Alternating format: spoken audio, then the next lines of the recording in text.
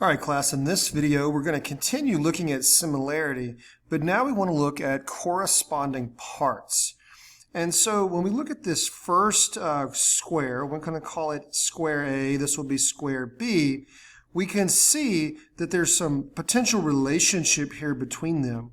And we want to look for similarities. We're not looking for congruency. Congruency meaning that they are equal, meaning that all the sides would be equal. The angles would be equal. What we see clearly that we have two squares or two rectangular shapes that are of different sizes. So we know that. So we're asking, are they similar? And we want to look at corresponding parts, meaning that we want to really make sure we understand that in this case, DA or AD would be equal to HE or EH, depending on the direction that you go. And so in order to determine if they are similar triangles, we will use corresponding sides, AD to EH or HE, DC to HG. Now, on that note, we always do want to go in the same direction. We want to go, in this case, we're going up from A to D. In this case, we're going to go to E to H. Now, you'll see that that's how I've written it here. Let me back up one more step to right here. I really believe that this step right here is extremely important and will help you. You'll notice that I have labeled my solids, my figures here, I should say, A and B. And you could name them X and Y, or 1 and 2. You could do different things. You could use Roman numerals, 1 and 2. But this allows me to, when I do this, when I say A over B, I am saying that I am moving from A to B. That is my path. And so this ratio that I'm defining, the only mathematical merit that it has is showing me what direction. So that tells me that in my numerator right here, I need something from figure A, which in this case, I'm going to compare A to D. So this would be line segment AD. And when I go to, when I go to figure B, I want a corresponding part, which in this case would be going from E to H. So I have line segment EH. Now that I've defined what it is I'm comparing, or a ratio is a comparison of two numbers by division. I know that the length of AD is 9 and the length of EH is 19. I have my 9 here and my 19 there. So now I have 9 over 19. And when you're actually doing this, so like 9 over 19, you don't want to necessarily divide that immediately. It's not obvious what the answer is. And so I'm just going to leave that because what I want to see is my next corresponding parts. Will they give me 9 over 19? Well, they don't in this case. So rather than doing something like comparing, say, B to C to F to G, that's going to give me the exact same thing, 9 over 19. But I'm not comparing a different part of the figure. If I've compared the vertical piece of these two figures, now I need to compare the horizontal piece. So this would be DC to HG. Now notice again, I'm going from A to B. So I have to start with a line segment in A, in that case DC, and it corresponds to HG. DC is 10, HG is 20, and that's a lot easier to put into decimal form. That's 0.5. And what's important here then is I need to divide 9 by 19, and I see that that's 0.47. Do not round that up to 0.5 because we can clearly see there is a difference between these two numbers. These two fractions do not give you the same thing.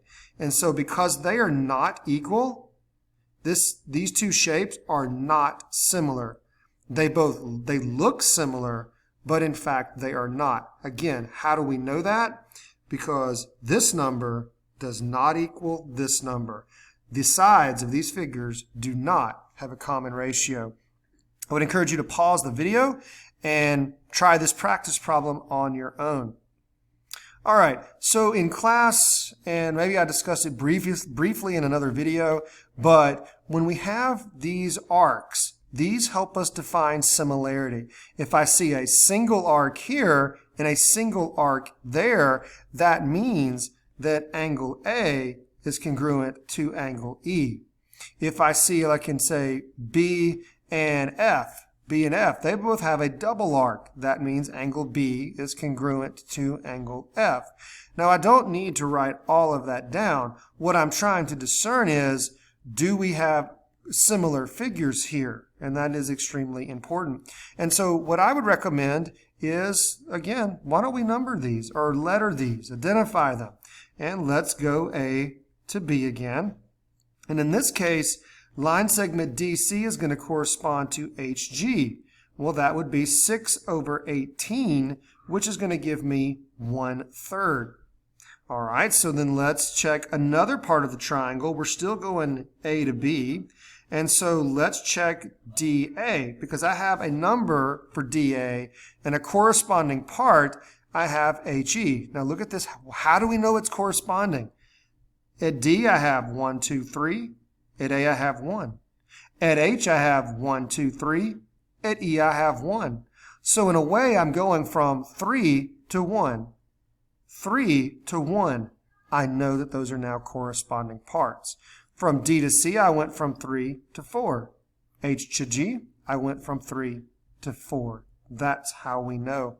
And so when we go back, we're going to compare DA to HE. Notice how I'm labeling these with letters in the same direction. That's going to be 3/9. That reduces to 1/3. 1/3 does equal 1/3, so these two figures, these two shapes, they are in fact similar. Let's roll down and just do a couple of quick practice problems. I'd encourage you to pause the video and try these on your own. Now, one of the things that we do know is that we see angle B is congruent to angle D. All right, they both equal 50 degrees, so that helps me. Now go back to a prior module, and I can say this. I'm using the double arc because I've already used the single, and that is vertical angles are congruent.